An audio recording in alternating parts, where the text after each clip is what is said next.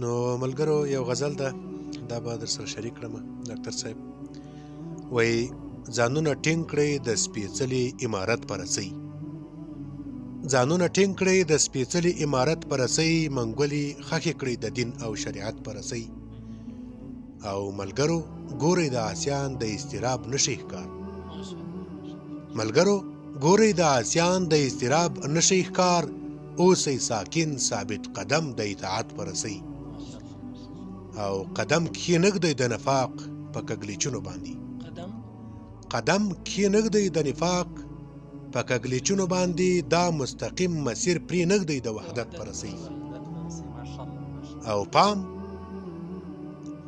د فکري اشغال دامونه ځای په ځای خواره دي، د فکري اشغال دامونه ځای په ځای خواره دي، اذهان افکار مو کړئ راسخ د معنویت په رسۍ. او فانی مادیات جاه او جلال قدرت مو نکړي خطا، جاه او جلال قدرت مو نکړي خطا، کلک اوسئ تل د انکسار اخلاص الفت په رسۍ. او تللو ښاغلو سره کړې ژمنې هېرې نه کړئ، تللو ښاغلو سره کړې ژمنې هېرې نه کړئ، قدم محکم دی د وفا د اجابت په رسۍ. او د مجاز لومې درنه تاو راتاو دي ځیر اوسېږئ،